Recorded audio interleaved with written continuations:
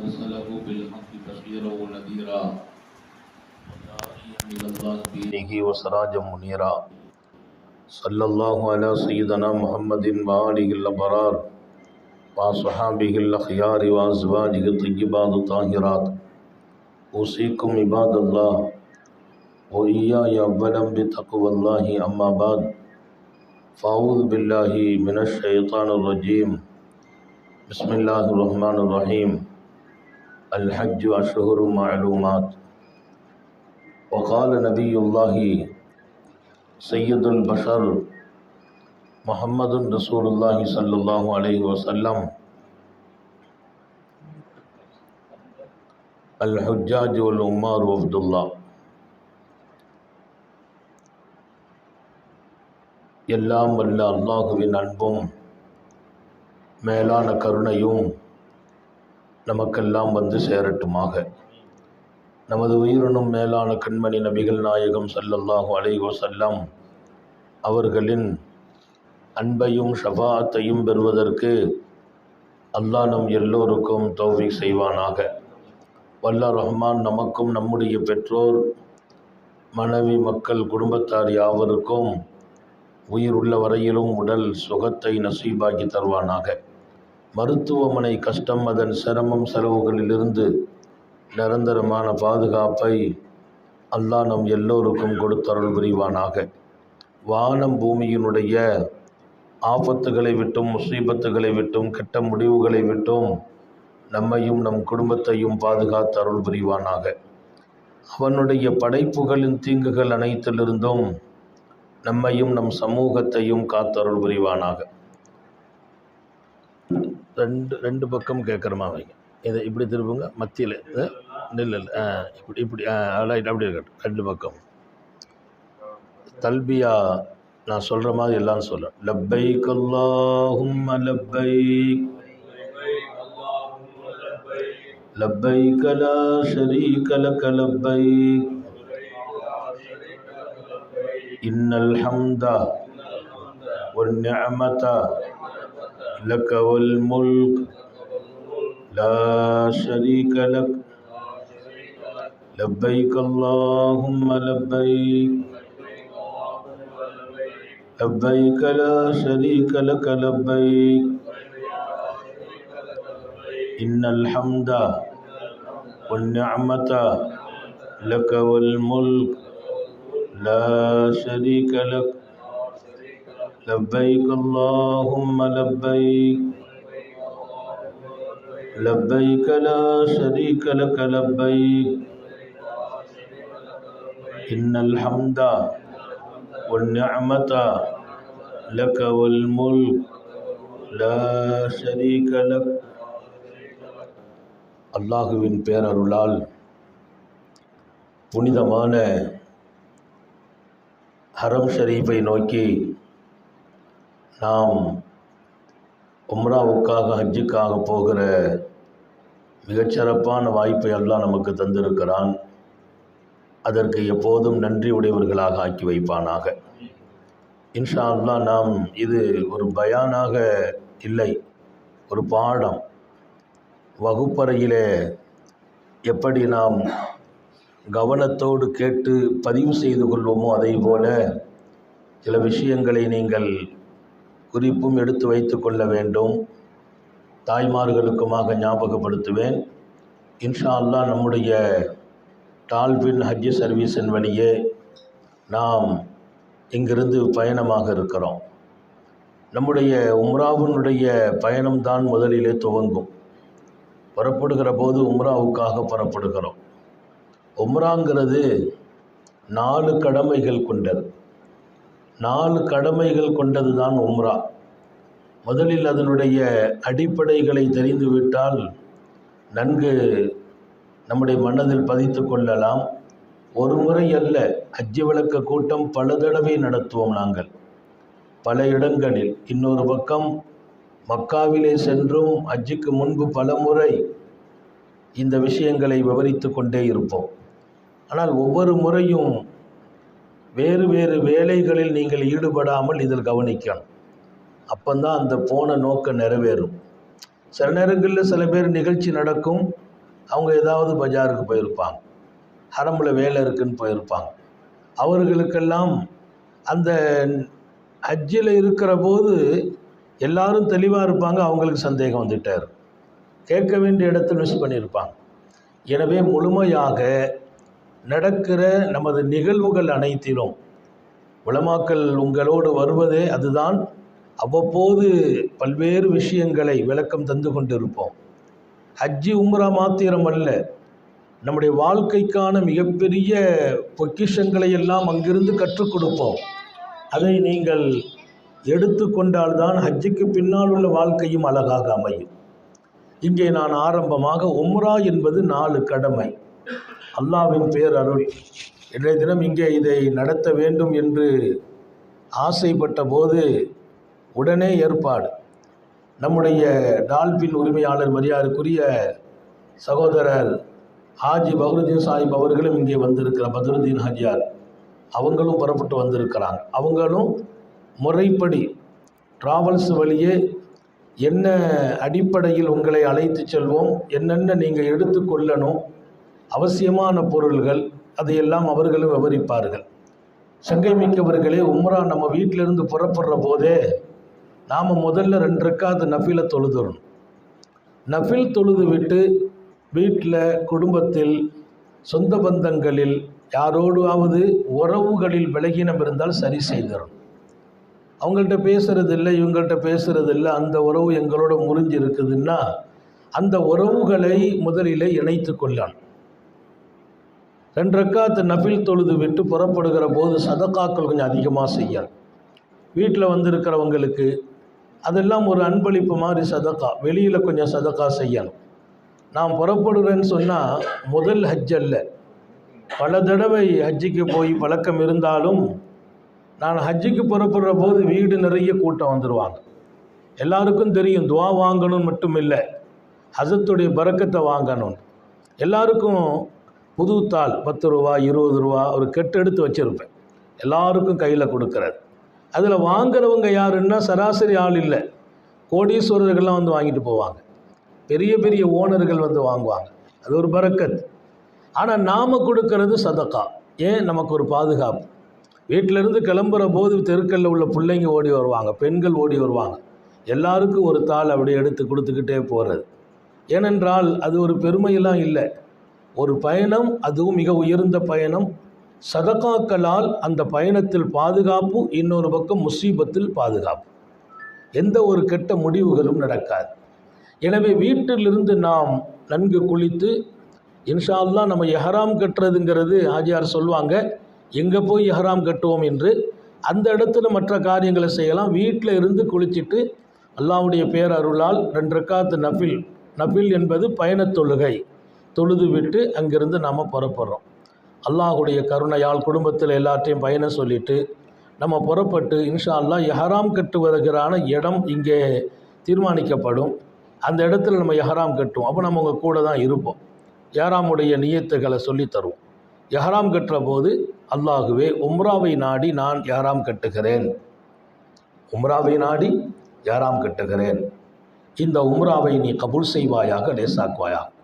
இந்த இஹ்ராம் எங்கேருந்து கட்டுறோமோ அதுக்கு முன்பு அங்கே குளிக்கணும். இஹ்ராமுடைய குளிண்டு ஒரு லாட்ஜில் இருக்கிறோம், லாட்ஜில் குளிச்சிருவோம். நம்ம சென்னையிலேருந்து கட்டுறோமா அல்லது இன்ஷா அல்லாஹ் நம்ம போகிற அடுத்த ஏர்போர்ட்டில் போய் கட்டுறோமாங்கிறத அவங்க உரிமையாளர் பேசுவாங்க. அங்கே நாம் கட்டும்போது குளிக்கிறது இங்கே முடிச்சிருவோம். சிறப்பாக குளித்து அந்த நிய்யத்தில் குளிக்கணும். எந்த நிய்யத்தில்?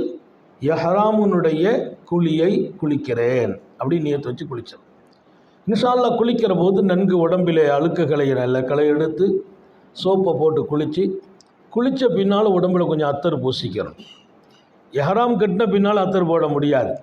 குளித்து முடித்தவுடன் உடம்பில் கொஞ்சம் அத்தரை தடவி துவா செய்யணும். யா அல்லாஹ், உடலை நான் சுத்தமாக்கி மனமாக்கி விட்டேன், என் கல்பை நீ சுத்தமாக்குவாயாக.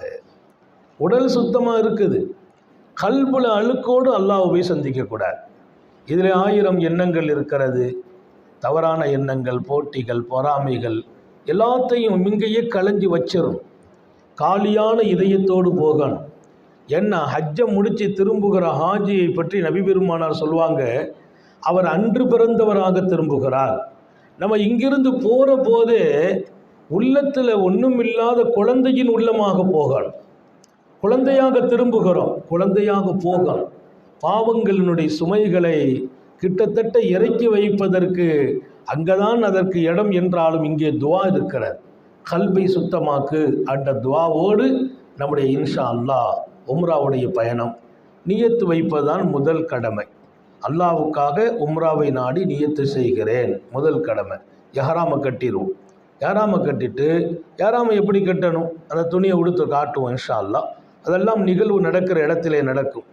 ரப்புல் ஆலமீன் அதற்கான தௌஃபீக்கை செய்வானாக. இன்ஷா அல்லாஹ் நாம் ஃப்ளைட்டில் போகிற போது நறுமணங்கள் எப்போதும் தவிர்த்து கொள்ளணும். நறுமணங்களை எந்த பகுதியிலையும் யூஸ் பண்ணக்கூடாது. நறுமணங்கள் அத்தருங்கிறது இல்லை, எல்லாமே இருக்குது. அங்கே சாப்பிட்டுட்டு கையை துடைக்கிறதுக்கு கூட ஃப்ளைட்டில் ஒரு கைச்சிப்பு கொடுப்பாங்க. அந்த துணியில் கூட மனம் இருக்கும். ஃப்ளைட்டில் ஒரு பேப்பர் கொடுப்பாங்க, அந்த பேப்பர் கை துடைக்கிறதுக்கு அது நல்ல மன பேப்பர். அதுக்கு பேர் அவங்க போட்டிருக்கும்போது அத்தர் பேப்பர் தான் போட்டிருப்பாங்க. அந்த பேப்பர்லாம் யூஸ் பண்ணக்கூடாது. ஏன்னா நறுமணம் நம்ம ஹராமுடைய நியத்தில் வந்த பின்னால் நறுமணம் ஹராம் ஆகிடும் எந்த வகையிலும். அதையெல்லாம் தொட்டுட்டோம்னா அதுக்கு பரிகாரம் செய்ய வேண்டியது இருக்கும். நறுமணம் தொடக்கூடாது, முடி உதிர்ந்துடக்கூடாது. பெண்கள் ரொம்ப கவனம். குளித்து முடியை காய வைத்து அதற்கு பின்னால் கொண்டை போட்டு கொள்ள வேண்டும். முடியை தொங்க விடக்கூடாது. முதல்ல குளித்த பின்னால் முடியை காய வைக்கணும், இல்லை தலைவலி வந்துடும். காய வச்சு அதுக்கு பின்னால் நல்ல கொண்டை போடணும். அந்த கொண்டை எப்படி இருக்கணும், எந்த சூழலிலும் முடி உதிராத அளவிற்கு. முடி உதிர்வதும் குற்றமாயிடும். நமக்கு கூட முடி, தாடி முடி, தலைமுடி உதிர்றதா இருந்தால் அடிக்கடி செய்யக்கூடாது. அதை கொஞ்சம் கவனம் வச்சு கொள்ள வேண்டும்.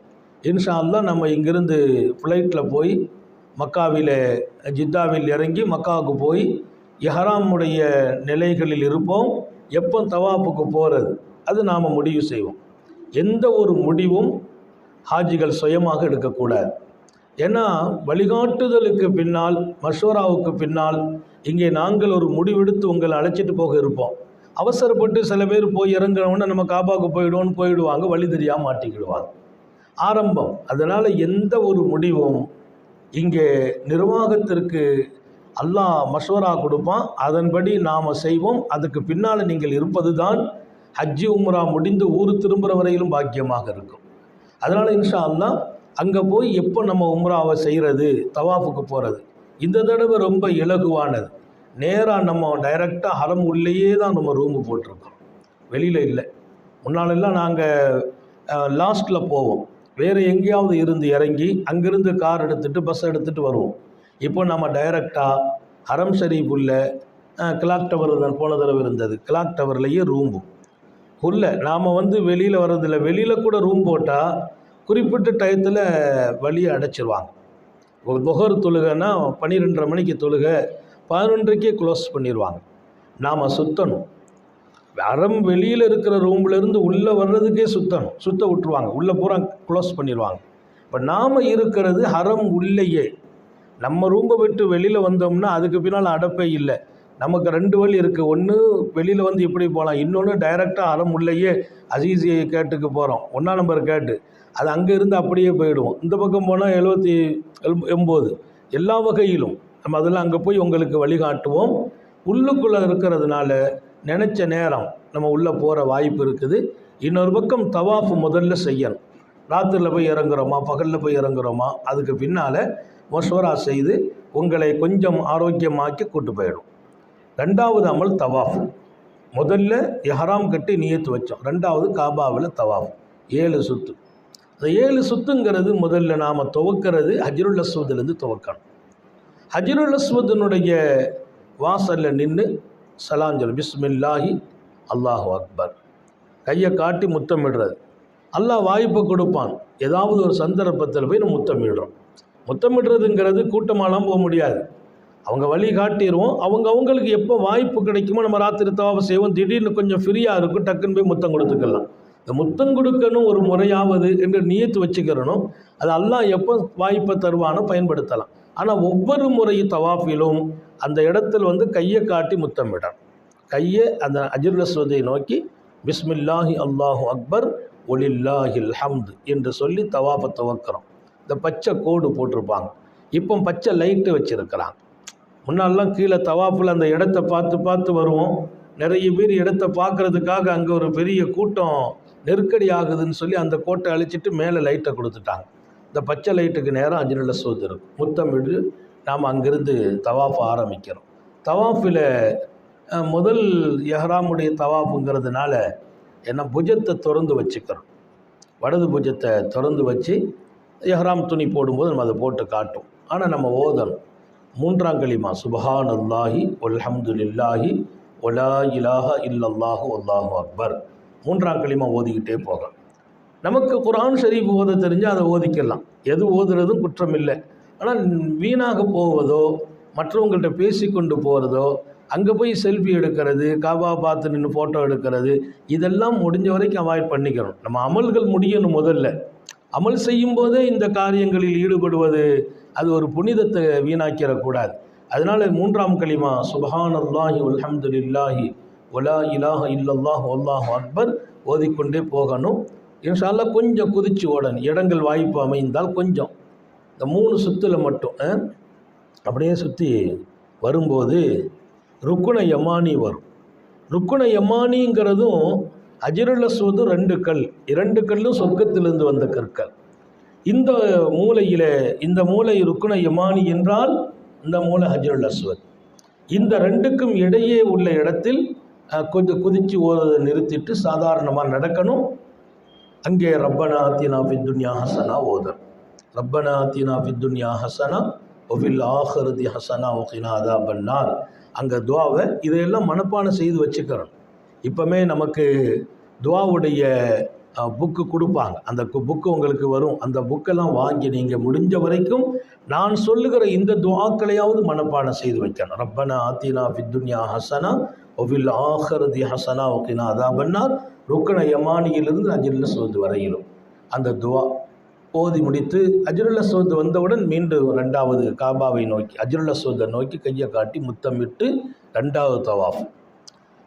ஹஜ்ருல் அஸ்வத் வரைக்கும் ஒரு தவாஃப். 2வது தவாஃப் அங்கிருந்து துவங்கும். 7 சுத்துக்கள். 7 சுத்து முடித்து விட்டால் உம்ராவின் 2 கடமை முடிஞ்சிச்சு. முதல்ல எஹ்ராம் கட்டி நியத்து வைத்தோம். 2வது தவாஃப் செய்யும். தவாஃபை முடிச்சுட்டு மகாம் இப்ராஹிமுக்கு பின்னால், மகாம் இப்ராஹிம்ங்கிறது குறிப்பிட்ட இடம். அந்த இடத்துல இருந்து நீங்கள் கொஞ்சம் பின்னால் போகலாம், இல்லை ரொம்ப பின்னால் போகலாம். மக்கள் தவாஃப் செய்கிற இடத்துக்கு இடைஞ்சல் இல்லாமல் மக்கள் எல்லாம் ஒரு ஓரமாக நின்று தொழுவாங்க. நாங்கள் கூட்டு போவோம் அந்த இடத்துக்கு. அங்கே நின்று வரிசையாக நின்று தொழுதுடணும். தொழுதுட்டு ஒன்றும் அவசரப்படக்கூடாது. அதே இடத்துல உட்காந்துடணும். நாம் எல்லோரும் தொழுது துவாலாம் செய்துட்டு உங்களை மொத்தமாக கூப்பிட்டு போவோம். சில பேர் வேகமாக 2 ரக்காத் தொழுதுட்டு கூட்டமாக இருக்கும். நான் அங்கே தொழுகிறேன்னா நீங்கள் அங்கே தொழுவீங்க, இன்னொருத்தங்க தள்ளி தொழுவார். ஒருத்தர் முகம் ஒருத்தருக்கு தெரியாது, எல்லாரும் ஒரே கோலம். அவர் டப்புன்னு இவர் தொழுதுட்டு அங்கங்கே பார்ப்பார், தெரியாது. இவர் எங்கேயாவது தேடி போய் இதில் நம்மை தேடுகிறோன்ற பேரால் காணா போகிறது அவர் தான். அதனால் அதே இடத்துல உட்கார்ந்து விட்டால் நாம் எல்லாரையும் ஒன்று சேர்த்து அடுத்த அமலுக்கு அழைச்சிட்டு போவோம். இப்போ அங்கே 2 ரக்காத் தவாஃபுனுடைய தொழுகை. இப்போ நம்ம செய்த தவாஃப் அதற்காக உள்ள 2 ரக்காத் தொழுகை. அந்த தொழுகையில் அல்ஹம்து சூராவுக்கு பின்னால் குல்யா அய்யுல் காஃபிரூன் முதல் ரக்காத்து. 2வது ரக்காத்தில் அல்ஹம்துக்கு பின்னால் குல் ஹுவல்லாஹு அஹத் ஓதி தொழுதுட்டு தவாஃபின் தொழுகை 2 ரக்காத்தை நிறைவேற்றுகிறேன். தொழுதுட்டு துவா செய்யணும். அந்த இடத்திலெல்லாம் நாம் கேட்குற துவா ஒப்புக்கொள்ளப்படுகிற துவா. அதனால் கொஞ்சம் உருக்கமாக இன்ஷா அல்லாஹ் துவா செய்யணும். இதில் நாங்கள் உங்களை காபாவுக்கு கூட்டு போகிறோம் பாருங்கள். ஃபஸ்ட்டு நம்ம போய் இறங்கின உடனே காபத்துல்லாவை பார்த்தவுடன் கேட்குற துவா ஒப்புக்கொள்ளப்படும். முதல் பார்வை அங்கே நின்று ஒரு சின்ன துவா செய்வோம். அது எந்த இடம் சந்தர்ப்பமாக அமையும், ஏன்னா போலீஸ் விரட்டுவாங்க. மக்கள் இறங்குற இடத்துல போயோ மற்றவங்களுக்கு போக்குவரத்துக்கு தடையாகவும் நிற்கக்கூடாது. ஒரு ஓரமாக நாம் நின்று நம்ம மனசில் ஹலாலான நிய்யத்தை பூரா வச்சுக்கிறோம். அந்த இடத்துல அழகான துவாக்கள் நடக்கும். முதல்ல இறங்கின உடனே காவா பார்த்துட்டு கேட்குற துவா தாய்மார்களும் கவனத்தில் வச்சுக்கிறணும். அந்த துவா அல்லாஹ் இடத்துல அங்கீகரிக்கப்படுகிற துவா. அந்த துவா முதல்ல முடிச்சுட்டு தான் இப்போ நாம் 2 ரக்காத்து தொழுகிறோமே, தொழுதுட்டு கொஞ்சம் நேரம் துவா தனித்தனியாக செய்துக்கிறோம். இன்ஷா அல்லாஹ் அதற்கு பின்னால் ஜம்சம் குடிப்போம். ஜம்சம்ங்கிறது பெருமானார் ஸல்லல்லாஹு சொன்னாங்க, இதை தண்ணியை நிறைய குடிங்கங்கிறாங்க. அதில் இன்னொரு செய்தி சொன்னாங்க, ஒரு மூமின் தான் இந்த தண்ணீரை வயிறு நிரம்ப குடிக்க முடியும் தான். இந்த தண்ணியை வயிறு நிரம்ப குடிக்கிறது ஒரு மூமினால் முடியும், முனாஃபிக்கால் முடியாதுன்னாங்க. அப்போ நாம் அந்த தண்ணியை நிறைய குடிக்கிறோம்னா நம்ம மூமின் என்பதற்கு சாட்சியாக அந்த தண்ணி அமைகிறது. இன்னொரு செய்தியை சொன்னாங்க, மாவு ஜம்சம் லிமானவா, ஜம்சம்மை நீங்கள் குடித்தா என்னென்ன நாட்டம் வச்சு குடிச்சிங்களோ அத்தனை நாட்டமும் நிறைவேறும்னாங்க. என் நாட்டம் நிறைவேறுகிற ஒரு தண்ணி ஜம்சம். உலகத்தில் அந்த தண்ணிக்கு நிகர் எந்த தண்ணியும் இல்லை. எல்லாமே அல்லாஹ் கொடுக்குறான் நம்புகிற இந்த சமூகம் ஜம்சம் தண்ணியை குடித்து நான் ஒரு காரியத்தை கேட்டால் அந்த காரியம் நடக்கும்னு நம்புறது கடமை. ஏன்? சொன்னவர்கள் நபிகள் நாயகம். அப்போ ஜம்சமை குடிக்கிற போது அல்லாஹ் ஹஜ்ஜ லேசாக்கு, இந்த அமல்களை லேசாக்கு, இங்கிருந்து நான் ஒப்புக்கொள்ளப்பட்ட ஆளாக போகணும், உடல் ரீதியாகவோ மன ரீதியாகவோ வேறு எந்த ஒரு தடங்களும் எனக்கு வரக்கூடாதுலாம் துவா செய்துக்கிறணும். ஏன்னா அங்கே மெயின் உடல் ஆரோக்கியம், உடல் பலம். அதையெல்லாம் ஜம்சம் குடிக்கிற போது நீங்கள் தனிப்பட்ட முறையில் உங்களை எல்லாத்தையும் கொண்டு விட்டுருவோம். ஜம்சம் எங்கே போய் ஃப்ரீயாக குடிக்க முடியுமோ அந்த இடத்துல ஆளுக்கால் பிடிச்சி நீங்கள் எவ்வளோ தேவையோ குடிச்சிக்கணும். இல்லை ஐஸ் வாட்டர் இருக்குது, சாதா வாட்டர் இருக்கும். ஐஸ் வாட்டரை பயன்படுத்துறது கொஞ்சம் கவனத்தோடு பயன்படுத்தணும். சில பேருக்கு ஒத்துக்கிடாது, உடனே ஏதாவது ஜலதோஷம் பிடிக்கும், தலைவலி வரும், உடம்புல ஏதாவது பாதிப்பு, அவங்கெல்லாம் அது அந்த இடத்துல தேவைப்படும், வெயில் அதிகமாக இருக்கிறதுனால. ஆனாலும் கொஞ்சம் கவனம் வைத்து நமக்கு உடலுக்கு ஒத்து வருகிற காரியத்தில் தான் ஈடுபடணும். அல்ஹம்துலில்லாஹ் அதை முடிச்சுட்டு ஜம்சமை குடிப்போம். குடிச்சிட்டு நேராக 3வது அமல். இதெல்லாம் எடை அமல்கள். தவாஃபு 2, தவாஃபுக்கு அடுத்து 2 காரியம். 2 ரக்காத்து தொழுகிறோம், ஜம்சமை குடிக்கிறோம். இதுக்கு அடுத்து இன்ஷா அல்லாஹ் 3வது உம்ராவுடைய அமல் சஃபா மருவாவுடைய தொங்கோட்டம். சஃபாவில் போய் நின்று ஒரு துவா கேட்டுக்கிறோம். சஃபாவில் கேட்குற துவா ஒப்புக்கொள்ளப்படும். சஃபாவில் போய் நின்று ஒரு துவா நம்ம விருப்பத்துக்கு கேட்டுட்டு அங்கிருந்து தொங்கோட்டத்தை துவக்கிறோம். பிஸ்மில்லாஹி அல்லாஹு அக்பர்னு சொல்லி துவக்கினால் அல்ஹம்துலில்லாஹ் சஃபாவிலிருந்து மருவா வரைக்கும் போனால் ஒரு சுத்து, மருவாவிலிருந்து மீண்டும் சஃபா வந்தால் 2 ஆகிடும். போய் வர்றது 2ஆக கணக்கெடுக்கிறோம், போகிறது 1 வர்றது 2. அப்போ சஃபாவில் துவக்கிறோம் 1வது சுத்தை, 7வது சுத்து மருவாவில் முடிக்கிறோம். மருவாவில் முடிப்போம் இன்ஷா அல்லாஹ். இந்த சுத்துக்கு இடையே 4ஆம் கலிமா லா இலாஹ இல்லல்லாஹு வஹ்தஹு லா ஷரீக லஹ் லஹுல் முல்கு வ லஹுல் ஹம்து யுஹ்யி வ யுமீத் வ ஹுவ அலா குல்லி ஷைஇன் கதீர்.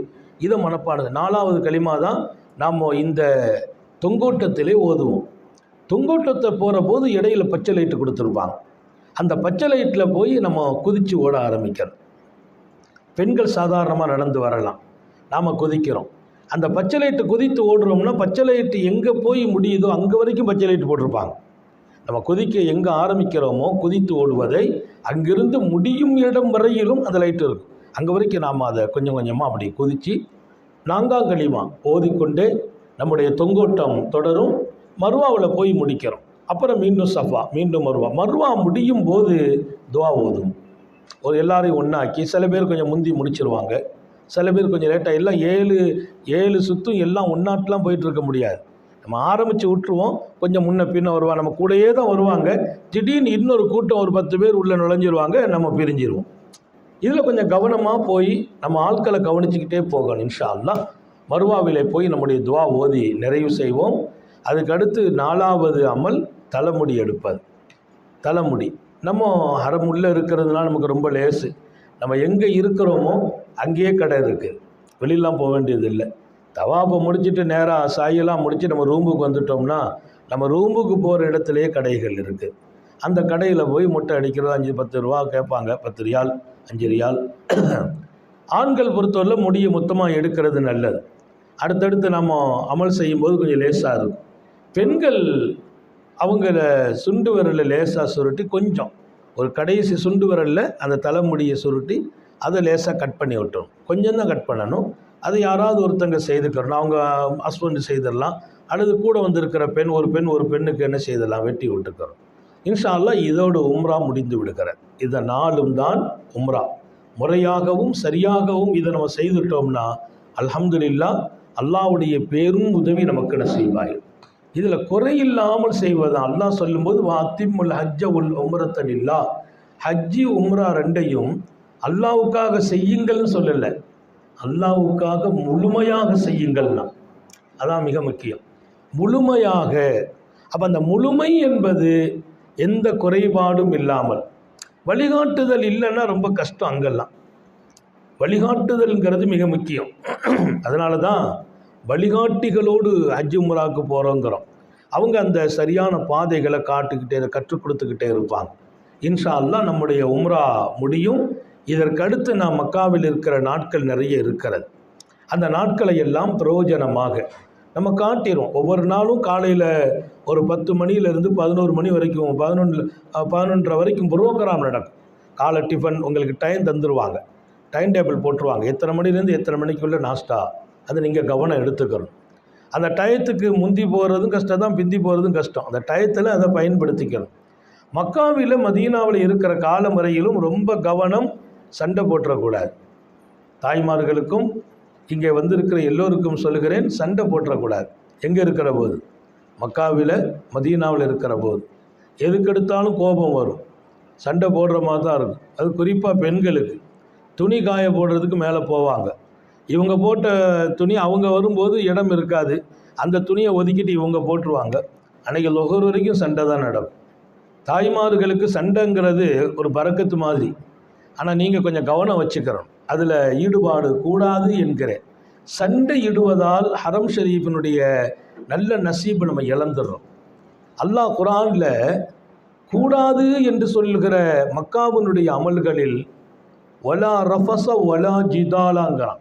சண்டை போடக்கூடாது. குறிப்பாக ஹஜ்ஜில் நாம் செய்யக்கூடாத காரியங்கிறது, அதை பண்ணாதீங்க, கொலை பண்ணாதீங்க, யாரையும் அடிக்காது, அதெல்லாம் அல்லாஹ் சொல்லலை. சண்டை போடாதீங்க. அங்கே ஏன் அந்த வார்த்தையை அல்லாவே குர்ஆனில் யூஸ் பண்ணுறான்னா அங்கே போனால் தான் தெரியும். அதில் ஆண்களுக்கு இடையே கூட தவாஃபுக்கு இவர் கிளம்புவார், அவர் சொல்வார் நான் உங்கள் கூட வர்றேன், ஒரு 5 நிமிஷம் வெயிட் பண்ணலாம், 10 நிமிஷம் வெயிட் பண்ணலாம், கிடைக்கல நம்ம போயிட்டோம். அவர் அதுக்கு பின்னால் இறங்கி வந்து 2 பேருக்கும் சண்டை. நீ என்ன எதிர்பார்க்காம போயிட்ட. இப்போ எதிர்பார்க்குறது எவ்வளோ நேரம் எதிர்பார்க்குறது. அதே மாதிரி தான் நம்ம குரூபா கிளம்புறதுலேயும் உங்கள் கவனத்தில் சொல்லிடுவோம், காலையில் 7 மணிக்கு புறப்படுறோண்டு. ஒரு 7:10 வரைக்கும் எதிர்பார்ப்போம், அதுக்கு மேலே நாங்கள் கிளம்பிடுவோம். நீங்கள் 7:45 8 வரைக்கும் வந்து தேடிட்டு இல்லைன்னு நீங்கள் சண்டை போட்டால் பறக்கத்து உங்களுக்கு தான் காணாமல் போகுது. ஏன்னா உங்களுக்காக இன்னும் ஒருத்தருக்காக வேண்டி 50 பேரை காக்க வைக்க முடியாது இல்லையா, பாக்கி 50 பேரை காக்க வைக்க முடியாது. அதனால் எப்போ டைம் நிர்வாகம் அறிவிக்குமோ அந்த டயத்துக்கு நீங்கள் அசம்பிளி ஆகி பழகணும். அதுதான் அங்கே உள்ள அமல்களை இலகுவாக்கி தரும். இன்னொரு பக்கம் நாங்கள் எந்த டைம் அறிவிக்கிறோம்னா எந்த டயத்தில் அங்கே போனால் லேசாக செய்ய முடியுமோ அந்த டயத்தை அறிவிப்போம். வெயில் இல்லாமல் செய்வோம். அது காலையில் வெள்ளன்னு அறிவிப்போம். நம்ம 6:30 மணி 7 மணின்னு அறிவித்தா நீங்கள் 8:30 மணிக்கு நீங்கள் அசம்பிளி ஆனீங்கன்னா கூட்டம் சேர்ந்துடும், சிரமங்கள் ஆகும். அப்போ ஒவ்வொரு கட்டத்திலும் நிர்வாகத்தினுடைய டயத்துக்கு நீங்கள் ஒத்து வரணும். அதோடு இன்ஷா அல்லாஹ் அங்கே இருக்கிற காலத்தை ரொம்ப பிரயோஜனமாக ஆக்கணும். மக்காவுக்கு நம்ம போன பின்னால் அங்கே எத்தனை நாட்கள் இருக்கிறோமோ அதில் குறிப்பாக நாம் இந்த தடவை உங்களுக்கு நான் மீண்டும் ஞாபகப்படுத்துவதெல்லாம் ரொம்ப முன்னதாக போகிறோம். அதிக நாட்கள் நம்ம இருக்கிற நாள் பெரும்பாலும் மக்காவில் இருக்கிறோம், அப்புறம் மதீனா போகிறோம், அப்புறம் ஹஜ்ஜை முடிச்சுட்டு தான் வெளியில் போகிறோம். அந்த அளவுக்கு உள்ளே இருக்கிற நாட்கள் வெளியிலிருந்துலாம் வரல. வாசலில் நம்ம எங்கே இருக்கிறோமோ நம்ம ரூம்லேருந்து காபா தெரியும், நம்ம ரூம்லேருந்து தவாஃபை பார்க்கலாம். அப்படி ஒரு இடம். உள்ளே என்ன நடக்குது கீழே, நம்ம கீழே அமல் நடக்க நம்ம மேலே இருக்க போகிறோம். அந்தளவுக்கு அல்லாஹ் லேசான ஒரு நெருக்கமான இடத்திலே நம்மை உட்கார வைக்கிறான். நாம் பயன்படுத்தணும். எப்போ சந்தர்ப்பம் கிடைக்குமோ அப்போல்லாம் காபா உள்ளே போயிடணும். ஒவ்வொரு தொழுகைக்கும் கிட்டத்தட்ட ஒரு 1 ஹவருக்கு முந்தி உள்ளே போனால் தான் நம்ம போக முடியும், இல்லைன்னா நம்ம வெளியில் தான் நிற்க வேண்டியது இருக்கும். இதெல்லாம் உங்களுடைய கவனத்தில். ஆண்கள் பெண்களை நம்ம கூட்டு போகலாம். இப்போ கொஞ்ச நாளைக்கு ஹராமுடைய ட்ரெஸ்ஸை போய் தான் உம்ரா செய்யணும்பாங்க, தவாபு செய்யணும்பாங்க, அப்புறம் கொஞ்சம் ஹஜ்ஜி நேரத்தில் கொஞ்சம் ஃப்ரீயாக விடுவாங்க. இருப்பினும் நாம் அங்கே வந்து ஒவ்வொரு இடத்திலும் நீங்கள் நடக்க வேண்டிய முறைகளை எல்லாம் சொல்வோம். குறிப்பாக ஒரு செய்தி மட்டும் இப்போ பதிவு செய்துகிறேன். காலையில் நாம் தஹஜ்ஜத்துக்கு எழுந்திருச்சு ஒரு 4 மணி 4 மணி வாங்க சொல்லுவாங்க. ஹரமுக்கு போயிட்டோம்னா ஒரு தவாஃபு கிடச்சிக்கணும். சுபு தொழணும். சுபு தொழுதுட்டு கொஞ்சம் நேரம் உட்காந்து குரான் ஓது, திக்ரு செய்கிறது. அதுக்கு பின்னால் ரூமுக்கு வந்துட்டு கொஞ்சம் ஓய்வு எடுத்து ஒரு 7 மணி 8 மணிக்கெல்லாம் டிஃபன் ரெடி ஆகிடும். அப்புறம் டிஃபனை சாப்பிட்டுட்டு மீண்டும் ஒரு 10-10:30 நீங்கள் ஹரம் போயிட்டீங்கன்னா அல்லாஹ்வுடைய கிருபை லொஹர் முந்தி போயிடும். இப்போ நம்ம புரோகிராம் என்றைக்கு வைக்கிறோமோ அன்னைக்கு புரோகிராம் முடிச்சுட்டு ஒரு 11:45 நம்ம அனுப்பி வச்சிருவோம் ஹரமுக்குள்ளே. அதே மாதிரி மதியம் சாப்பாடை முடிச்சுட்டு சாயந்தரம் அசருக்கு போயிட்டு நம்ம ஒரு 5 மணிக்கு உள்ளே போயிட்டோம்னா இஷாவுக்கு மேலே தான் வெளியில் வரணும். அது வரைக்கும் உள்ளே இருக்கணும். பாத்ரூம் சுய தேவைகளுக்கு தேவை இருந்தால் வந்துட்டு போகணும். அங்கே இருக்கிற போதெல்லாம் ஒவ்வொரு அமல்களும் 1,00,000. ஒரு தடவை சுப்ஹானல்லாஹ் சொன்னால் 1,00,000. ஒரு யாசீன் ஓதினால் 1,00,000. ஒரு குரானை முடித்தால் 1,00,000 குரான். எவ்வளோ பெரிய வாய்ப்பு. ஸலவாத் ஓதினீர்களா 1,00,000. ஆக எல்லாம் லட்சக்கணக்கான கூலிகளை கொடுக்கிற அந்த மாண்பும் பரக்கத்தும் நிறைந்த இடம். அந்த இடத்திலே நீங்கள் பேண வேண்டிய மிக முக்கியம், நான் சொன்னதை போல டயத்துக்கு ஹரம் உள்ளே போகணும். அதிக நேரம் ரூமில் செலவழிக்கக்கூடாது. ரூம்பு நமக்கு வசதியாக இருக்கும், ஏசி ஓடிக்கிட்டே இருக்கும், ஹரமுக்கு பக்கத்தில் தான் இருக்கிறோம். ஆனாலும் நேரம் ஹரமில் கழிப்பது தான் பாக்கியம். எவ்வளோ நேரம் ஹரமுக்கு போக முடியுமோ அந்த நேரத்தை ஹரமில் செலவழியுங்கள். இன்ஷா அல்லாஹ் அதுக்கு அடுத்து நாம் எப்போது மதீனாவுடைய பயணம் ஹஜ்ஜிக்கு முந்திரும் இல்லாஜ மதீனா ஹஜ்ஜிக்கு முந்திரும். ஹஜ்ஜை முந்தி மதீனாவையும் முடிக்கிறோம். அந்த நேரம் மதீனாவுக்கு போகிற போது அந்த நேரத்தில் அது சம்பந்தமாக எப்படி போகணும், என்னமெல்லாம் தயாராகணும்னு சொல்லுவோம். ஆனால் ஸலவாத்தை அதிகமாக ஓதி வையுங்கள். இப்போதிருந்தே சேர்க்க வேண்டும். ஸலவாத்தை கொண்டு போய் தான் நபியினுடைய தர்பாரில் யார் ரசூலல்லாஹ் இவ்வளவு ஸலவாத்து தங்களுக்கு அன்பளிப்பாக கொண்டு வந்தோம். நபியினுடைய சந்திப்பின் போது நம்முடைய ஸலவாத்துக்களை அன்பளிப்பாக கொடுக்குற அளவிற்கு பெண்களுக்கும் சொல்லுகிறேன். எங்களோட சாதாரண ஒரு அம்மா வருஷம் நான் போகிற போது ஒரு சீட்டு கொடுப்பாங்க. அந்த சீட்டை வாங்கி இதை நபி ரவுதாவில் போய் எனக்காக நீங்கள் அன்பளிப்பு செய்யுங்க. எடுத்து பார்த்தா ஆச்சரியப்படுவேன். 50 லட்சம் ஸலவாத்து ஓதியிருப்பாங்க. 50 லட்சம். அந்த அம்மாவுக்கு வயசு 70 வயசுக்கு மேலாச்சு.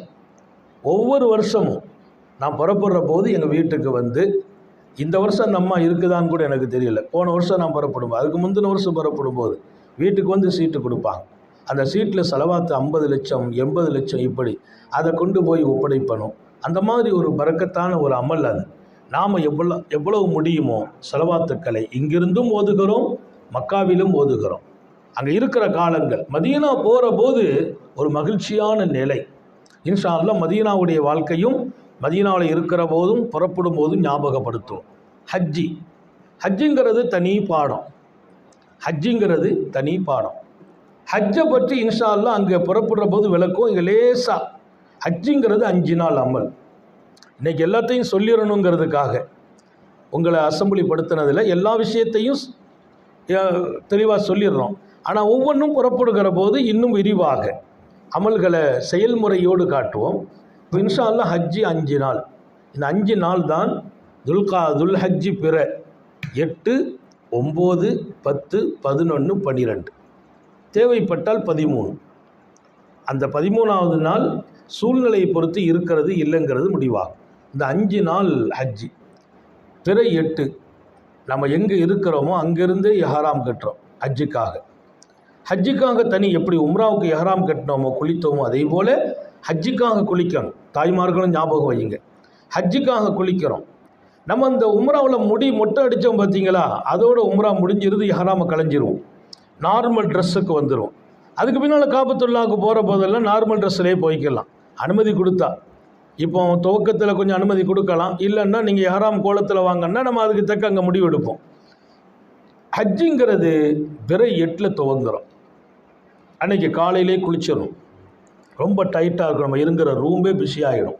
ஏன்னா எல்லோரும் குளிப்பாங்க, தயாராகுவாங்க, நகம் வெட்டணும். இப்போ எப்படி உம்ராவுக்கு முன்னாலேயும் அந்த காரியம் குளிக்கிறதுக்கு முந்தி முதல்ல நம்முடைய கழிவு முடிகளை எடுத்துடணும்.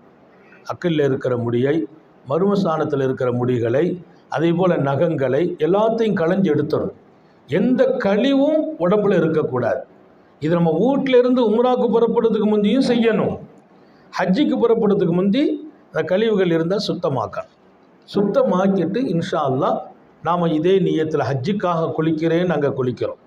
மக்காவில் இருக்கிறோமோ அல்லது மதீனாவில் இருக்கிறோமோ அல்லது அங்கேருந்து அவுட்டரில் நம்ம இருந்தாலும் தயாராகிற போது அந்த நியத்தோடு இன்ஷா அல்லாஹ் தயாராகி துல் ஹஜ்ஜி பிற 8 நம்ம கொண்டு மினாவில் தங்க வச்சுருவாங்க. நம்ம குளிக்கிறது, தயாராகிறது, புறப்படுறது எல்லாமே 7 அன்னைக்கு. 7 தான் குளிப்போம். 8க்கு அங்கே கூட்டு போயிடுவாங்க. 7வது அன்னைக்கு ராத்திரியே அநேகமாக நமக்கு பஸ்ஸு வந்து அழைச்சிட்டு போயிடுவாங்க. 8வது நாள் காலையிலேருந்து மினாவில் போய் தங்கிடுவோம். அப்போ நாம் 7வது அன்னைக்கு குளித்து தயாராகி நியத்து வச்சு ஹஜ்ஜிக்காக நியத்து வைக்கிறேன். இப்போ நம்ம இதுக்கு காபாவுக்கெல்லாம் போக வேண்டியதில்லை. நம்ம எந்த ரூமில் தங்கியிருப்போமோ அந்த ரூம்லேயே எஹராம் கட்டிடுறோம். அந்த ரூம்லேயே எஹராம் கட்டி 2 ரக்காத் தொழுதுருவோம். எஹராமுடைய தொழுதுட்டு அல்ஹம்துலில்லாஹ் தல்பியா. இப்போ நம்ம தல்பியா அங்கேயே ஆரம்பித்தோம் உம்ராவுக்கு. இந்த தல்பியா தான் நம்முடைய மிகப்பெரிய அமல். லப்பைக் அல்லாஹும்ம லப்பைக் லப்பைக் லா ஷரீக லக லப்பைக் இன்னல் ஹம்தா வன் நிஅமத லக வல் முல்க் லா ஷரீக லக். இந்த தல்பியா எல்லாரும் மனப்பாடம் செய்யணும். தல்பியாவை அதிகமாக சொல்லுங்கள். நாங்கள் ஸல்லல்லாஹு அலைஹி வஸல்லம் சத்தமாக சொல்லுங்கள். நான் தல்பியா அதிகமாக சொல்லுங்கள், சத்தமாக சொல்லுங்கள். எது வரைக்கும் சொல்லணும்? உம்ராவில் நம்ம காபத்துல்லாவை பார்த்து கீழே இறங்குற வரைக்கும். நம்ம சென்னையிலேருந்து யாராம் கட்டினாலோ அல்லது நம்ம போகிற அடுத்த ஏர்போர்ட்டில் போய் யாராம் கட்டினாலோ அங்கேருந்து காபாவை பார்க்குற வரைக்கும் தல்பியா வாய்ப்பு கிடைக்கும் போதெல்லாம் சொல்லிக்கிட்டே இருக்கணும். அதே போல் ஹஜ்ஜில் பிற 7 எஹராம் கட்டிட்டு மினாவுக்கு போகிறதுன்னு தல்பியா ஆரம்பிச்சிடும். எது வரைக்கும் தல்பியா? ஷைத்தானுக்கு கல்லடிக்கிற வரைக்கும் தல்பியா இருக்கும். ஷைத்தானுக்கு கல்லடிக்க போவோம் முதல் நாள், அது வரைக்கும் நம்ம தல்பியா சொல்லிகிட்டு இருப்போம். அல்ஹம்துலில்லாஹ். இப்போ நம்ம தல்பியாவை ஆரம்பிப்போம், எஹ்ராமை கட்டுவோம், மினாவில் போய் தங்குறோம். மினாங்கிறது ஒரு பெரிய மைதானம், பல லட்சம் மக்கள் ஒரே இடத்துல அசம்பிளி ஆகிற இடம். ஒவ்வொரு டெண்டிலும் 40 பேர் 50 பேர் தங்குவாங்க. ஒரு டெண்டில் 40 பேர். அங்கே பெரிய சௌகரியத்தில் எதிர்பார்க்க முடியாது. உணவிலிருந்து எல்லாத்துலேயுமே நம்ம ரொம்ப ரொம்ப பொறுமையை காக்க வேண்டிய இடம் அந்த இடம். 40 பேர் ஒரு டென்ட்டுனா இந்த அளவுக்கு, இந்த ரூம்பு மாதிரி தான் 40, இந்த ரூம் அளவு தான். ஒவ்வொரு ஆளுக்கும் ஒரு பெட்டு போட்டிருப்போம், கரெக்டாக ஒரு பெட். எந்த அளவுக்கு அப்படின்னா நம்ம கபரை ஞாபகப்படுத்தும் இடம் பாங்க. அசையலாம் முடியாது. நான் அசைகிறாந்தா அவர் மேலே தான் கையை போடணும். என் பக்கத்தில் படுத்திருப்பார். இது நம்ம ஏற்பாடு இல்லை, அது சர்க்காருடைய ஏற்பாடு, சவுதி கவர்மெண்ட்டினுடைய ஏற்பாடு. அங்கே போய் அந்த மினாவுடைய ஏற்பாடுகள். அதில் நம்ம பக்கத்தில் நமக்கு ஒரு பெட்டு, அடுத்தவருக்கு ஒரு பெட், இப்படி தான். அந்த பெட்டில் தான் படுக்கிறோம். அங்கே தான் எல்லாம் சாப்பிட்றது, அங்கே தான் எல்லாமே. அங்கே பாத்ரூம் வெளியில் இருக்கும். பாத்ரூம் அங்கெல்லாம் 5 வேளை ஜமாத்து ஹரம் நம்முடைய டென்ட்டிலேயே தொழுதுருவோம். நம்ம 40 பேர் இருக்கிறோமா, நம்ம டென்ட்டில் நமக்கு ஜமாத்து நடக்கும். பெண்கள் இந்த பக்கம் அடுத்த டென்ட்டில் இருப்பாங்க. பாத்ரூம் போகிற போது கவனமாக போகணும். அதெல்லாம் அங்கே வந்து சொல்லுவோம். ஏன்னா நம்ம பாத்ரூம்பு அடுத்த பாத்ரூம் ஒரே மாதிரி இருக்கும், நம்ம டென்ட்டு அடுத்த டென்ட்டு ஒரே மாதிரி இருக்கும். நம்ம டென்ட்டில் நம்முடைய அடையாள கொடியை ஒட்டி வச்சுருப்போம். நீங்கள் கவனமாக போயிட்டு கவனமாக திரும்பணும். கொஞ்சம் அங்கேவாக்கு போயிட்டீங்கன்னா இந்த டென்ட்டை கண்டுபிடிக்கிறதுக்கே சில பேருக்கு ஒரு நாள் ஆகிருக்கு. ஒரு நாள் சுற்றி இருக்கிறாங்க. ஏன்னா ஒன்றும் ஒன்றும் ரூம்பு தெரியாது, ஒன்றும் தெரியாது, ஃபோன் தெரியாது. அப்போ ஃபோன் நம்பர்கள், ஓனர் நம்பர்லாம் நீங்கள் இன்ஷா அல்லாஹ் அங்கே வந்து கொடுத்துருவாங்க. இங்கே நாம் டென்ட்டில் 5 வேளை ஜமாத்து நடக்கும். 8வது நாளில் சுபுவுக்கு போயிடுறோம். லொஹரு, அசரு, மக்ரிபு, இஷாலாம் அங்கே ஜமாத்தாக நடக்கும். அந்த ஜமாத்தில் கரெக்டாக சேரணும்னா ஒரு மணி நேரத்துக்கு முந்தி நீங்கள் பாத்ரூம் போய் தயாராகும். ஒரு 1 மணி நேரத்துக்கு முன்னால் நம்ம போனால் தான் தயாராக முடியும். ஆனால் அதுக்குள்ளே அங்கே கூட்டம் ஃபுல்லாகிடும். ஒதுவு செய்துட்டு நம்ம ஜமாத்தை பிடிக்கிறோம். அங்கே லொஹரை தொழுதும் அங்கேயே சாப்பாடு. அந்த காலையில் சுபுவுக்கு பின்னால் கொஞ்சம் நேரம் ஓய்வு எடுக்கணும், திக்ரு செய்யணும், குர்ஆன் ஓதணும். அதிகமாக நாம் அமல் செய்கிற இடம் இந்த இடத்துல. எதுக்கு அல்லாஹ் கொண்டு உட்கார வைத்தான்? நபியை உட்கார வைத்தான். ரசூல் ஸல்லல்லாஹு அலைஹி வஸல்லம் இருந்த இடம் மினா. சஹாபாக்கள் லட்சக்கணக்கான சஹாபிகள் உட்கார்ந்த இடம் அந்த மினா. அந்த டென்ட்டு நீங்களோ நானும் உட்கார்றதல்ல, உலகத்தில் அத்தனை நபிமார்களையும் அல்லாஹ் கொண்டு உட்கார வைத்த இடம். வலிமார்களை, நபிமார்களை, சாலிஹீன்களை இருக்க வைத்த இடம். நம்மை போன்ற சாதாரண மனிதர்களை கொண்டு உட்கார வைக்கிறான் என்றால் அங்கே எவ்வளவு முடியுமோ அங்கே குர்ஆன் ஓதணும், திக்ரு செய்யணும், நேரங்களை பிரயோஜனமாக கழிக்கணும். கொஞ்ச நேரம் ஓய்வு எடுக்கிறோம். அப்புறம் அசர் தொழுகை, மக்ரிப் அங்கே தான். இஷாவுக்கு மேலே அங்கே தயாராக்கிடுவாங்க. நம்ம புறப்படணும், ரெடியாகிறீங்க. 9ஆம் காலை மினாவிலிருந்து அரஃபாத்துக்கு போவோம். அரஃபா மைதானம், அல் ஹஜ்ஜு அரஃபான்னு நாங்கள் ஸல்லல்லாஹு அலைஹி வஸல்லம். ஹஜ்ஜுங்கிறது அரஃபா தான் ஹஜ்ஜுன்னாங்க. அரஃபா அவ்வளோ பெரிய இடம். எந்த துவா கேட்டாலும் ஒப்புக்கொள்ளப்படுகிற இடம் அரஃபா. அரஃபாவில் துவா கேட்டால் அங்கீகரிக்கப்படுகிற இடம். அப்போ மறுநாள் 9ஆம் நாள் முழுக்க முழுக்க அந்த நாளுக்கு பேரே துவாவுடைய நாள். கண்ணீராகத்தான் இருக்கும். எங்கே பார்த்தாலும் ஹாஜிகள் கதறிக்கொண்டு நிற்பார்கள். வெளியிலே நின்று, மைதானங்களிலே நின்று, திறந்த வெளிகளிலே நின்று துவா கேட்கிற நேரம். இன்ஷா அல்லாஹ் அன்றைக்கு சரியாக 12 மணி லொஹர் நேரத்தில் இருந்து ஜவாலுக்கு பின்னாலே துவங்கும் மக்ரிப் வரைக்கும் நாம் அரஃபாத்தில் இருப்போம்.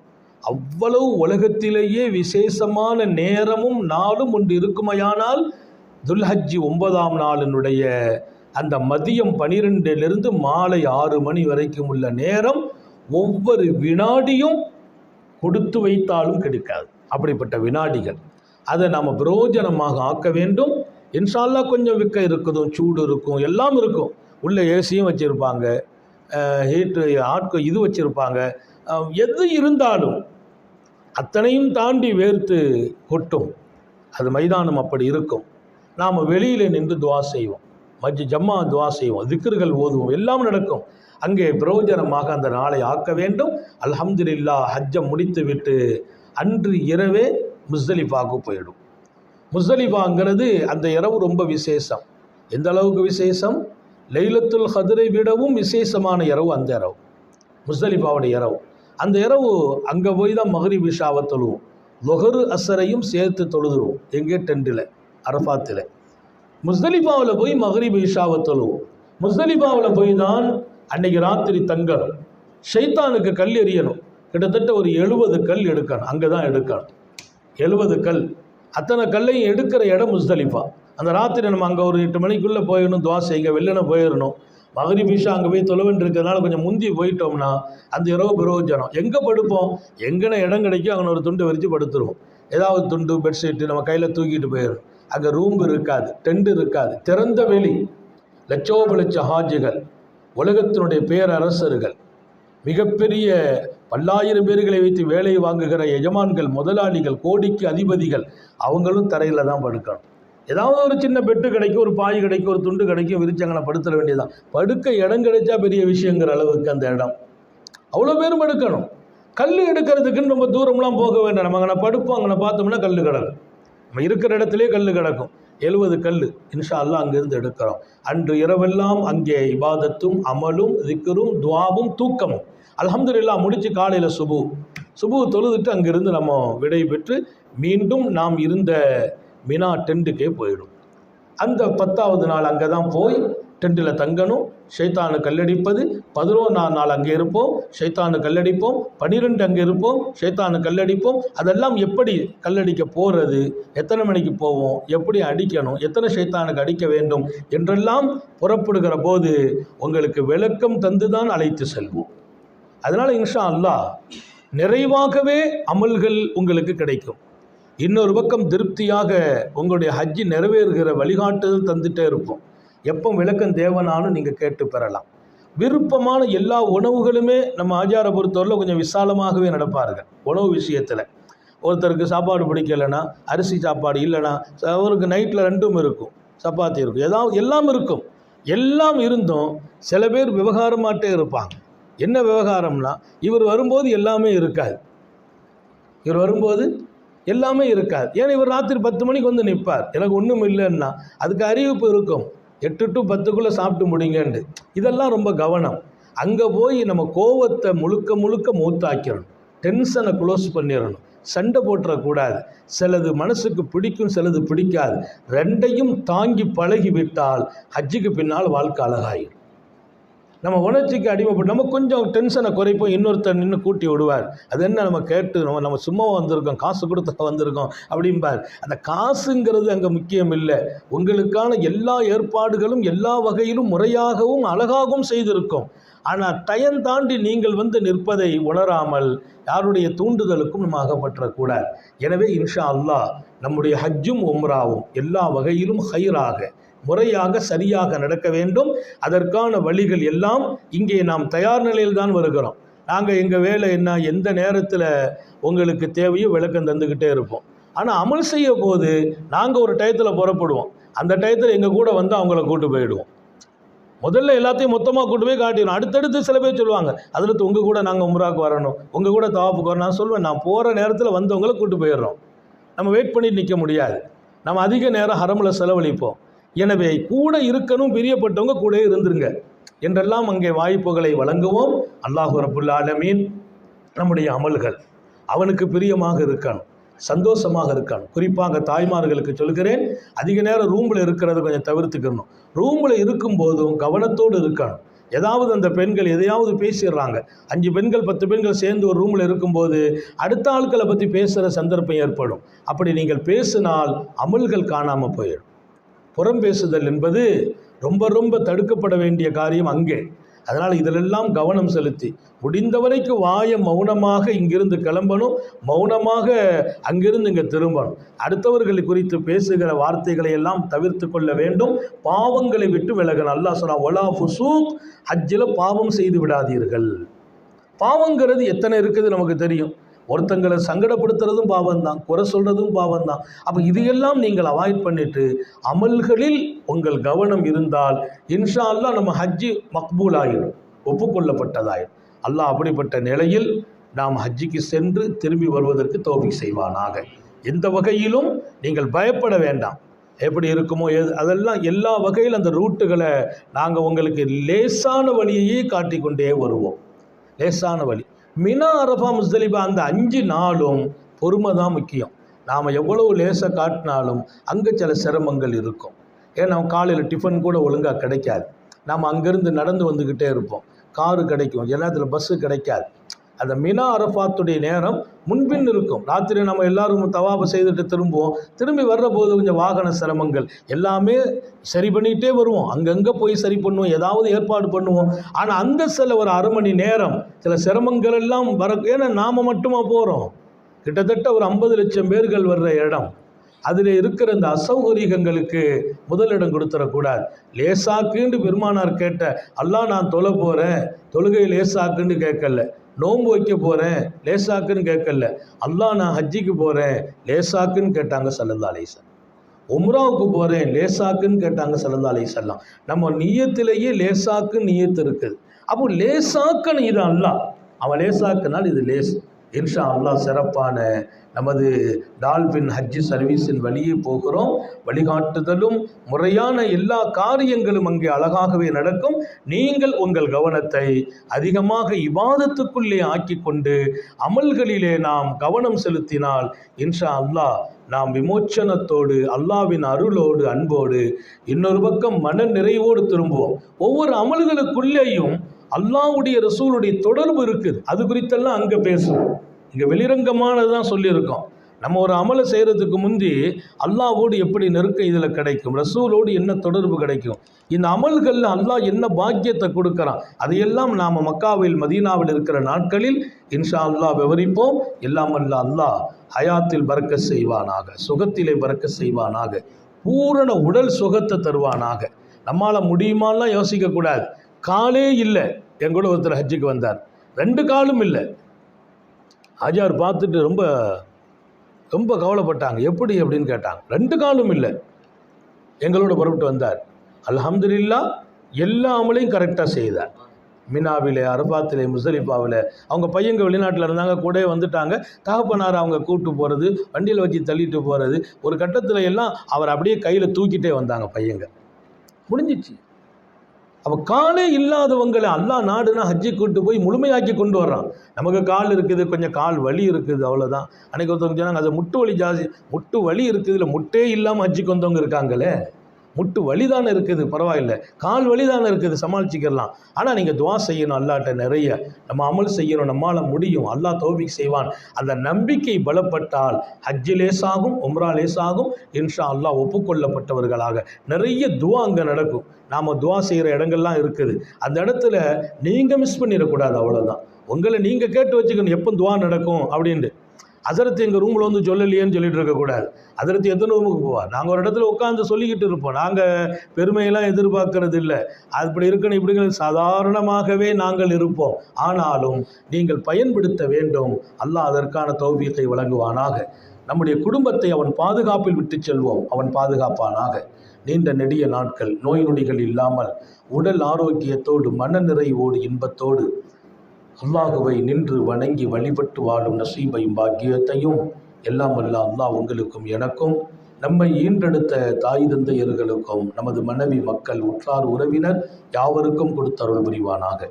நமது உயிரினும் மேலான கண்மணி காத்தமுன் நபியின் சர்க்காரை ஆலம் சுந்தர நபிகள் ஸல்லல்லாஹு அலைஹி வஸல்லம் அவர்களை கனவிலும் நனவிலும் கண்டுகளிக்கும் பெரும் பாக்கியத்தை அல்லாஹ் நம் எல்லோருக்கும் கொடுத்தருள் புரிவானாக. நாம் பெற்ற பிள்ளைகளை கண்குளிர்ச்சியாக ஆக்கி வைப்பானாக. அவர்களுக்கு பொருத்தமான ஜோடிகளில் திருமணங்களை நசீபாக்குவானாக. குழந்தை பாக்கியங்களை தருவானாக.